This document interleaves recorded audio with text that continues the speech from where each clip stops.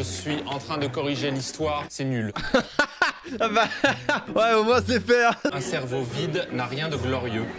Mais c'est des missiles qui balancent. Bonjour à tous et bienvenue pour cette nouvelle vidéo sur le pensionnat de Chavannes.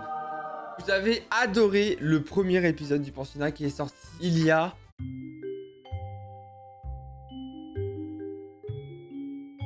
Il y a 3 semaines. Il est sorti il y a 3 semaines. Et depuis, vous marcelez tous les jours. Que ce soit pour savoir quand on fait l'épisode 2, quand on fait le live sur la suite. Bref, c'est un enfer. Donc voici l'épisode 2. Il est enfin là. D'ailleurs, si ce genre de format vous plaît, vous pouvez vous abonner à la chaîne. Le bouton rouge qui est en dessous, bam, vous cliquez dessus. Let's go. Vous likez la vidéo. Comme ça, je vois que ça vous plaît vraiment. Et je sors l'épisode 3 rapidement. On n'attend pas 3 semaines. Et du coup, n'hésitez pas à le dire en commentaire si ça vous plaît et votre passage préféré de la vidéo. Bref, aujourd'hui, nous allons avoir affaire à un épisode avec des pleurs et beaucoup de pleurs. Il y a que ça, frère, ils font que chialer aujourd'hui. Ce soir, à 20 h sur ma chaîne Twitch, nous regarderons l'épisode 3, du coup, du pensionnat de Chavannes. Donc, n'hésitez pas à venir ce soir. Le lien est dans la description si vous voulez checker le live et de voir l'épisode un peu en avant-première sans le montage, etc. Et bah, ça se passe ce soir à 20 h. Donc, n'hésitez pas à venir. Bref, écoutez, je vais pas vous retenir plus longtemps. Je vous souhaite une bonne vidéo. C'est parti. Allons découvrir l'épisode 2 du pensionnat de Chavannes. Il est 23 h et comme chaque soir avant de se coucher, le surveillant général, monsieur Navaron, vérifie que les élèves sont bien dans leur chambre. Malgré plusieurs mises en garde, Kevin n'est pas là. Première punition, il devra refaire son lit avant de dormir. Il a démonté son lit mais tout en calme. Tout calme. Il a voulu aller voir sa meuf. Mais quoi, il a une meuf? Mais attendez, comment ça il a une meuf? Monsieur Navaron part à sa recherche. Il est dans le dortoir des filles. Ah mais il part là. Il a fait ses petites affaires, il s'en va. Le fugueur, lui, a regagné sa chambre. Oh le boss. Levez-vous. Allez, assez de cinéma. Allez, enlève ton pantalon. C'était bien chez les filles. Alors, on s'est fait plaisir? La confiance, le peu de confiance que j'avais en vous, disparaît. Bon, en vrai, il a perdu la confiance, mais moi, à la limite, je m'en fous de sa confiance. Après une semaine, l'adaptation n'est pas gagnée pour tout le monde. Certains ont du mal à supporter la discipline stricte et l'emploi du temps très chargé. 8 h 30, comme chaque matin, la journée commence par le cours de morale avec monsieur Digna, le directeur du pensionnat. L'exercice là, c'est on va s'asseoir sans bruit. Raté l'exercice là, hein. J'ai l'impression vraiment que vous n'avez pas compris la règle. Il s'agit d'obtenir de bons résultats dans toutes les matières. Non mais lui, il rentre de soirée ou quoi? C'est quoi ce délire? C'est quoi cet accoutrement? Mais dis donc là, monsieur. Non mais c'est scandaleux, lui, il a fait la Zumba jusqu'à 6 h au Macumba là. Mais c'est pas un élève écroulé sur le pupitre. Oui, une scoliose dans le cerveau surtout. Oh là là. Moi aussi, quand je me tiens pas bien, je dis que j'ai une scoliose parce que j'en ai vraiment une, mais... Il me semble que vous avez l'âge pour comprendre que pour avoir la parole, il faut lever le doigt. Moi, je lève pas de doigt pour parler. Mais t'es pas chez ta mère, frère. Il est fou celui-là, on va le punir. Eh bien, restez chez vous. Tu veux des fessées? Le deuxième cours de la journée commence avec madame Borins, le professeur de français. Quelques minutes après le début du cours, Kevin ne tient plus en place et demande à sortir. Non, pas Charlotte. Peu importe, c'est pas vous qui dites. C'est pas vous qui décidez, non mais oh. Moi, tout ce que je veux, c'est juste être tout seul. Simplement être tout seul, me calmer tout seul. Dans ces moments-là, la seule qui sache le réconforter, c'est Olivia. Avec Kevin, on s'est très vite rapprochés, dès le premier jour. Je l'ai bien aimé. Très vite, il y a eu commencé à avoir des gestes assez rapprochés. Style, il mettait la main autour de l'épaule. Oh, j'ai eu peur. Bon, pour moi, c'est amical, c'est rien d'autre. Oui, bah tiens. Ouais. Eh bah ça va, hein. Y a quelqu'un qui va mettre la main au-dessus de l'épaule d'Emma, ce sera amical, t'inquiète, y a pas de Puis un soucis. soir, il est venu dans ma chambre, il s'est caché sous mon lit. Il m'a fait peur, il m'a chatouillé les pieds, j'ai cru qu'il y avait un monstre. Et puis, comme des par hasard, et bah, il m'a embrassé. Oh ouais, comme de par hasard. Tiens. Oh, comme c'est bizarre. Oh, alors. Comme par hasard. Deuxième cours de l'après-midi, mathématiques avec monsieur Brun. C'est mon co là que t'avais avec quoi t'es en train de jouer. Ça coupe, regarde. Vas-y, lâche, enlève tes mains, tu m'étrangles. Kevin s'est décidé à rejoindre la classe, mais il continue à défier l'autorité. Kevin, tu es fatigué, il faut que tu ailles au bureau de monsieur Navarro. Oh non, putain, Kevin, tu vas te faire déboîter de ta mère, vraiment. Il va assister à 0 cours, le gars. Vous avez été une fois de plus mis à la porte par votre professeur. Je ne sais pas pour quelle raison, je ne veux pas le savoir. Bah, il a dit, parce qu'il était trop fatigué. Y a pas de raison, on n'a pas vu de raison. Ça me rend ouf. Pourquoi les profs, ils sont tout le temps du côté des profs? Pourquoi ils cherchent tout le temps à ce que l'élève fasse une erreur? Je vais briser tout ce que j'ai chez moi. C'est quoi ce délire? Vous avez dépassé toutes les limites. Je vais vous emmener directement chez monsieur le directeur qui me rendra une décision. Il va quand même pas se faire virer du pensionnat, là, Kevin. Monsieur Digna, je vais vous amener un élève qui, une fois plus, s'est distingué. Faites-le entrer. Attends, mais c'est Voldemort ou quoi? J'ai l'impression que c'est Peter Pettigrew qui envoie Harry voir Voldemort, wesh. Donc, une fois de plus, monsieur Kevin est venu me voir dans mon bureau, je ne sais pour quelle raison, et Je dois dire que je tiens pas à le savoir, mais la coupe est pleine. L'eau aura débordé du vase. La goutte de trop dans la cerise du gâteau. J'en ai plus qu'assez d'entendre parler de cet élève. Par conséquent, je convoque un conseil de discipline vous concernant cet après-midi. Vous pouvez disposer, jeune homme. Oh non, putain, Kev. J'ai beau lui dire quand même de se calmer en cours parce qu'il y a des réactions qu'il devrait pas dire. Il comprend pas et je crois qu'il voudra jamais comprendre. Non mais c'est la poule qui se moque de l'autre. C'est qu'on est où là? Elle fait pire, elle est pas mieux que Kev, hein. Donc le mieux c'est que apparemment je pense qu'il passe en conseil de discipline.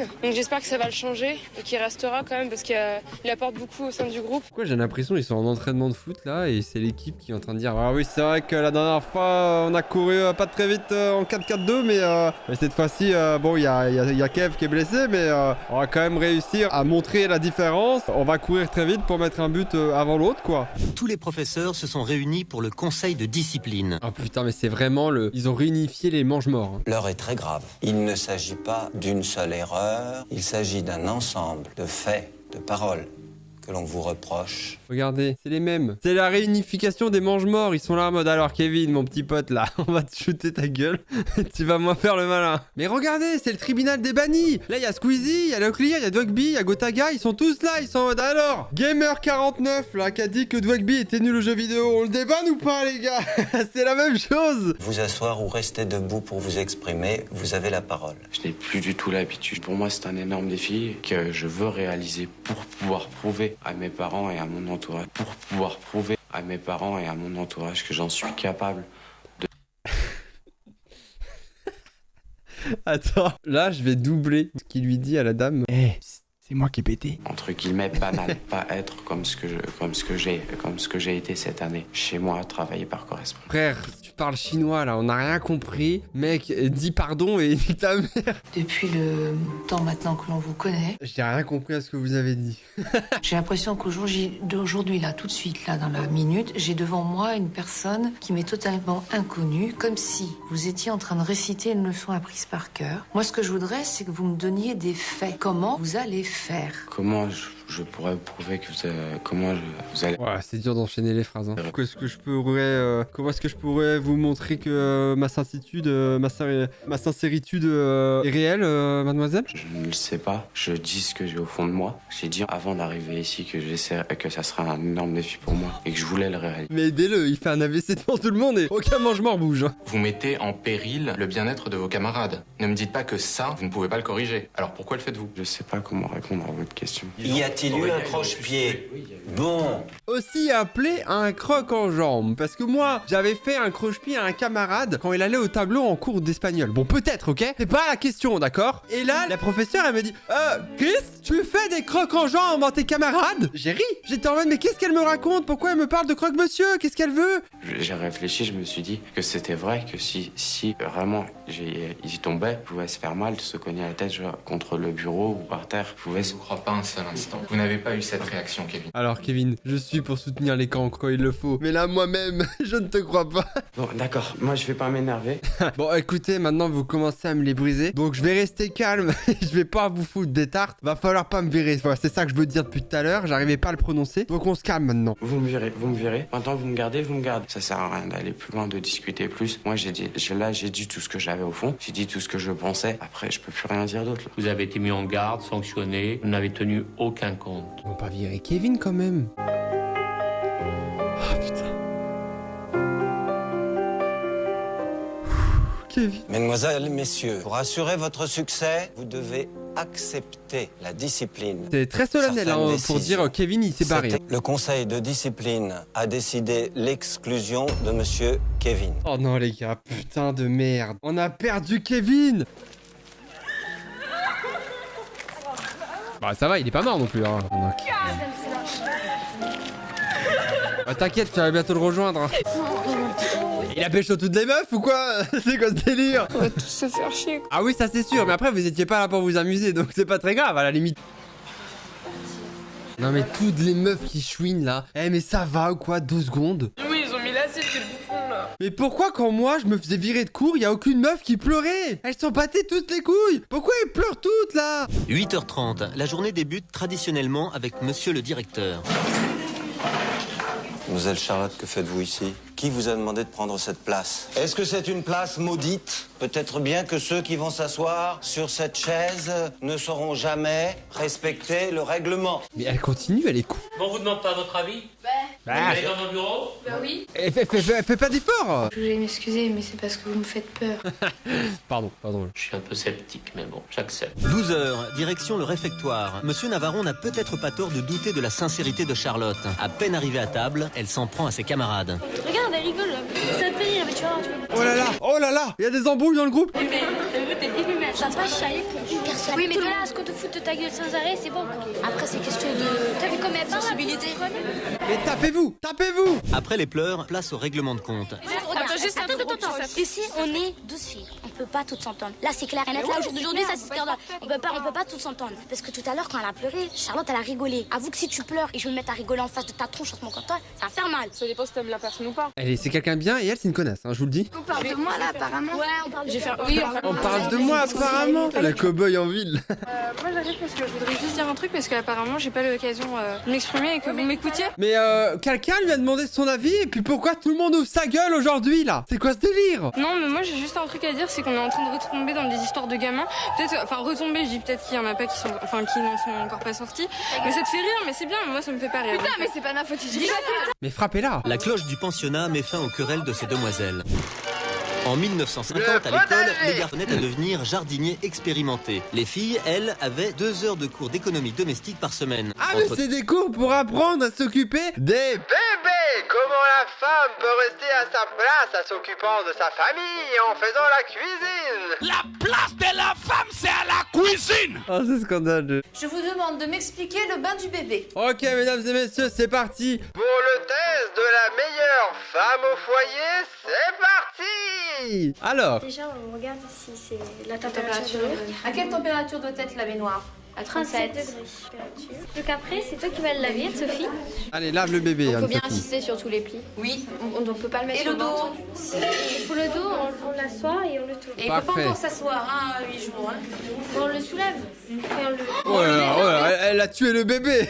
Elle l'a pris comme ça. Allez, tout le monde, vous vous entraînez. C'est pas une gourde, hein, mais libérer cet enfant. Oh La non. puériculture. Ça, vraiment, jouer avec les choses comme ça, c'est pas drôle. Pour Mademoiselle Bertrand, Charlotte a dépassé les bornes. La surveillante des demoiselles a donc décidé de frapper fort. Bien, comme vous pouvez le constater, beaucoup de lettres sont arrivées. Et à cause d'une personne, nous n'avons pas envie de distribuer le courrier. Oh non, moi ça me brise le cœur parce qu'elle était trop mignonne, elle. Elle les prend à cause des autres. Ah non, ça me fait trop mal au cœur. Alors, je suis premier degré, ça me brise le cœur. Elle me fait trop de la peine. Elle attendait qu'une chose, d'avoir des nouvelles de sa maman et tout. Ça me brise le cœur. Regardez, on voit la détresse et la tristesse à la fois dans son regard, dans son visage. Vous avez aujourd'hui empoisonné la vie complète de l'établissement. Nous attendons de vous, devant tout le monde, des excuses publiques, motivées, Elle a dit des excuses. expliquant que dorénavant, à partir de cette minute, votre attitude va changer. Je m'excuse pour mon comportement. Je suis désolée de vous avoir empêché de dormir. C'est vraiment une je suis désolé. Là, je vais être vulgaire. C'est vraiment une connasse. Elle est dans ma classe, mais on lui fout des balayettes, on la met dans le potager et on la passe à tabac. C'est quoi ce délire? Elle est insupportable. Regardez le seum qu'ils ont tous. Alors je m'excuse pour mon attitude en cours. S'il vous plaît, vous articulez. Je m'excuse pour mon attitude en cours. Et je vais faire l'effort de travailler. Monsieur Navarro attend vos excuses également. Je m'excuse, monsieur. Voilà, je m'excuse de tout ce que j'ai pu faire de mal. Ne rigole pas, toi. Non mais on va te niquer après, hein. C'est juste ça me fait rire d'avance, on va vraiment te défoncer la gueule en fait. Mais continue. Malgré le manque évident de sincérité de Charlotte, Mademoiselle Bertrand ne veut pas sanctionner les autres à sa place et distribue le courrier. En revanche, Charlotte n'est pas prête d'avoir sa lettre. Elle a eu ses lettres. Monsieur Jérémy, Let's go. Let's go. Je vais chialer là. la distribution du courrier est terminée. Je vous demande de rester en ligne. Nous allons monter dans les dortoirs. Non, il n'y a pas moyen, madame, vous me donnez ma lettre. Mais tu es qui? Mais foutez-la dans un placard et fermez-le à clé, c'est quoi ce délire? Ça me saoule. Nique sa mère. Eh bah nique sa mère. Vous faites des bêtises, tu assumes, elle est fou elle. Je vais vous faire pleurer des filles, j'ai pas honte. Et toi on va te fumer hein. La vie de ma mère on va te fumer. Ça me satisfait. Attendez, vous sortez s'il vous plaît. Juste 2 secondes. Attendez non c'est bon, je pense que c'est trop, les caméras vous rentrez pas là, elle va avoir ce qu'elle mérite. Bon, qu'est-ce que vous faites là? Mes valises, parce que on m'a dit que je pouvais faire une valise si je voulais partir. Ah ouais, pas de problème. Donc vous faites vos valises. Bah, vous partirez demain. Ce soir, vous dormez à l'infirmerie. Non. C'est vraiment une débile. Je veux pas que tu partes. Oui, bon, arrête de pleurer, toi. Elle fait chier tout le monde, qu'elle dégage. Mon comportement, il est vraiment relou, en fait. Genre, vraiment, tu es insupportable. Charlotte, si tu regardes cette vidéo, la vie de ma mère, t'étais insupportable. Si tu vois la vidéo, mais envoie-moi un message, je t'en supplie. Dis-moi comment c'était le tournage. Dis-moi que t'étais pas vraiment comme ça. C'est pas possible. C'est bizarre parce que des fois je peux être gentille, mignonne, puis des fois je peux être tout l'inverse. Je suis mi-ange, mi-démon. Je sais pas si je vais partir. La nuit porte conseil, donc je vais réfléchir. Charlotte est toujours à l'infirmerie. Espérons que la nuit lui aura permis de prendre la bonne décision. Oh non, Charlotte, fais pas chier, casse-toi de là. Vous avez pris une décision? Oui. Quelle est votre décision? J'ai décidé de rester pour avoir mon certificat d'études.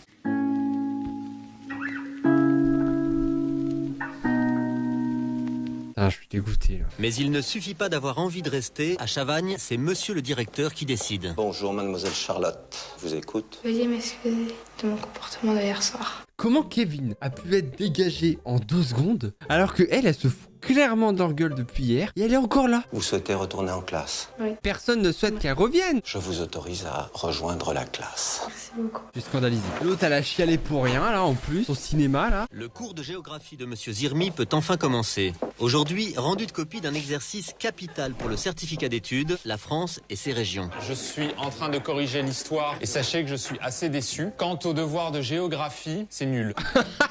Ah bah, ouais, au moins c'est fait, hein.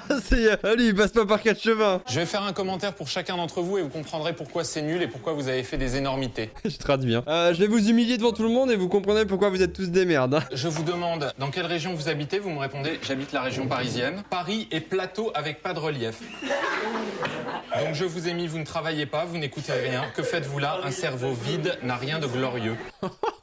Mais c'est des missiles qui balancent. Vous habitez le 75? Vous habitez des chiffres, vous, donc? Vous n'habitez pas des départements? Bah oui, mais moi Non. je croyais que vous vouliez le chiffre du département. Non. Et parce que nous, quand on se dit entre nous, vous habitez quel département, on répond le numéro. Le 9-2, 9-3, 4-9. Majid, il a 10. Oh, bien joué Majid! Aurélien, vous allez avoir un concurrent sérieux. Ah, là, regardez son visage! J'ai envie de lui prendre la tête, là, lui exploser contre le bureau! Regardez ça! C'est Majid ici! Let's go! Go niquer Aurélien, là, cet enfoiré! C'est le premier cours de chorale avec mademoiselle Losada. Elle est en charge de monter le spectacle de fin d'études. Pour commencer, les élèves vont devoir chanter un par un une petite chanson de l'époque devant leur professeur. Monsieur Jérémy. Si j'ai pas bien fait, c'est pas grave. Hein. Non, c'est pas grave, on y va, c'est un essai. Elle écoute la java, qu'elle fredonne une tuba. Elle revoit son accordéoniste. Et ses yeux amoureux suivent le jeu nerveux. Madame, j'ai pas envie de chanter. Mais j'ai arrêté! Alors qu'elle est très forte, hein. Non mais j'adore ça, mais elle continue de chanter. Non mais vraiment, j'ai pas envie. C'est incroyable, en vrai. Elle fait R&B de ouf. What the fuck? Comment ne pas perdre la tête, serrée dans ses bras audacieux. Il est trop mignon, lui, là. Elle qui l'aimait tant, elle le trouvait le plus beau de Saint-Jean. Mais lui aussi, il chante bien, ce fils de... Pour notre spectacle, nous devrons chanter l'hymne de l'école. C'est important. Oh, putain, l'hymne de l'école. Ça représente l'image de notre école.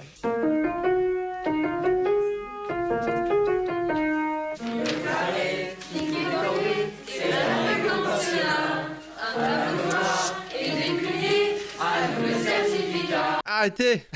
Mesdames et messieurs, j'espère que ça vous aura plu. On se donne rendez-vous la semaine prochaine